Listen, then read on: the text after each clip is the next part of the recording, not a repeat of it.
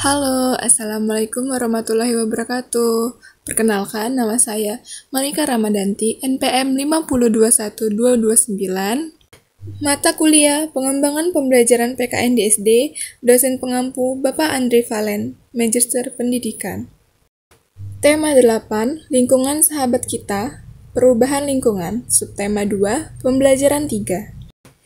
Pengertian keberagaman sosial budaya masyarakat. Keragaman sosial budaya adalah segala sesuatu yang berhubungan keanekaragaman atau perbedaan dalam masyarakat yang berhubungan dengan sosial dan budaya. Unsur-unsur keberagaman masyarakat. 1. Ras dan suku bangsa. 2. Agama dan kepercayaan. 3. Tata krama. Kegiatan yang mendukung keberagaman masyarakat. 1. Menggunakan pakaian adat daerah lain. 2. Mengunjungi situs budaya lain. 3. Menghormati cara upacara dan tradisi orang lain. 4. Mengikuti atau memeriahkan acara dari budaya lain. 5. Terbuka dengan tradisi dan kesenian dari daerah lain. 6. Turut serta dalam pentas kesenian daerah lain. 7. Mengikuti kegiatan kerja bakti di lingkungan masyarakat. Materi selanjutnya adalah manfaat keragaman sosial budaya. 1. Tali persaudaraan makin kuat.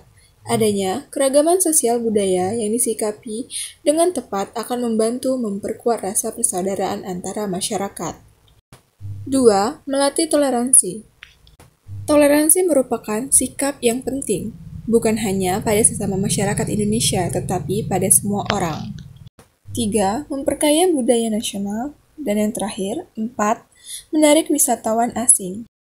Selanjutnya, apakah anak-anak tahu apa itu Bhinneka Tunggal Ika? Siapa yang tahu apa itu Bhinneka Tunggal Ika? Baiklah, kalau tidak tahu, akan Ibu jelaskan apa itu Bhinneka Tunggal Ika. Bhinneka Tunggal Ika. Dalam lambang negara kita, terdapat kalimat Bhinneka Tunggal Ika, yang berarti meskipun berbeda-beda, tetapi tetap satu juga. Semboyan itulah kemudian yang mengikat keberagaman bangsa menjadi satu kesatuan. Dalam kehidupan sehari-hari, tentu kita akan bertemu dengan keanekaragaman. Untuk menerapkan nilai-nilai Bhinneka Tunggal Ika, kita tidak perlu berselisih hanya karena adanya perbedaan. Kita harus mensyukuri perbedaan dengan cara menghormati dan menghargai teman-temanmu. Dengan begitu, perbedaan justru akan membuat hidup kita semakin indah.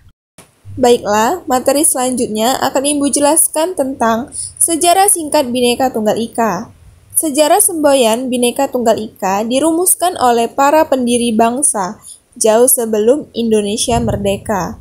Sejarah Bhinneka Tunggal Ika mulai menjadi bahan diskusi terbatas antara Muhammad Yamin, I Gusti Bagus Sugriwa, dan Bung Karno di sela-sela sidang BPUKI sekitar 2,5 bulan sebelum proklamasi kemerdekaan Indonesia. Setelah beberapa tahun kemudian, semboyan Bhinneka Tunggal Ika dimasukkan ke dalam Rancangan Lembaga Negara Republik Indonesia dalam bentuk burung Garuda Pancasila. Lambang negara Garuda Pancasila itu dirancang oleh Sultan Hamid II dari Pontianak. Lambang negara Garuda Pancasila dan semboyan Bhinneka Tunggal Ika secara resmi digunakan pada tanggal 11 Februari 1950. Dalam sidang Kabinet Republik Indonesia Serikat. Selanjutnya, lambang negara Garuda Pancasila beserta semboyan Bhinneka Tunggal Ika diperkenalkan pada tanggal 17 Agustus 1950. Adapun fungsi Bhinneka Tunggal Ika dalam masyarakat, yaitu pertama, menciptakan dan menjaga Negara Kesatuan Republik Indonesia atau NKRI. Kedua, membangun kehidupan nasional yang toleran. Ketiga, sebagai rambu-rambu peraturan dan kebijakan negara. Keempat, membantu mewujudkan cita-cita leluhur bangsa. Dan yang terakhir, kelima, membentengi perdamaian Indonesia. Selanjutnya, menghormati keberagaman. Menghormati keberagaman ada 3, yaitu pertama, menghormati keberagaman agama. Kedua, menghormati keberagaman suku. Dan ketiga, menghormati keberagaman sosial budaya. Kita bahas yang pertama, yaitu menghormati keberagaman agama. Memiliki 3 aspek, yaitu pertama, melaksanakan ajaran agama dengan baik. Kedua, tidak memaksa agama pada orang lain. Dan ketiga, tidak memandang rendah agama lain. Yang kedua, menghormati keberagaman suku. Ada 3 aspek juga, yaitu yang pertama, menerima suku lain dalam pergaulan sehari-hari. Kedua, menambahkan pengetahuan tentang suku-suku di Indonesia. Dan yang terakhir, ketiga, tidak menganggap suku sendiri yang paling unggul. Lalu yang ketiga, yaitu menghormati keberagaman sosial budaya. Memiliki 3 aspek juga, yaitu yang pertama, melestarikan seni pertunjukan tradisional. Kedua, menghargai hasil kebudayaan suku lain. Dan yang terakhir, ketiga, menghargai kelompok lain yang menjalani adat istiadat.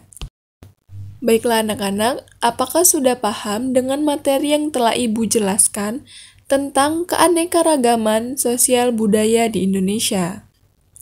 Dan apakah anak-anak sudah memahami apa itu Bhinneka Tunggal Ika? Dan sejarah singkat tentang Bhinneka Tunggal Ika, fungsi Bhinneka Tunggal Ika dalam masyarakat, dan menghormati keberagaman. Jika anak-anak sudah paham, maka Ibu akhiri. Jika ada salah kata atau pengucapan, Ibu mohon maaf. Ibu akhiri, wabillahi taufiq walhidayah, wassalamualaikum warahmatullahi wabarakatuh.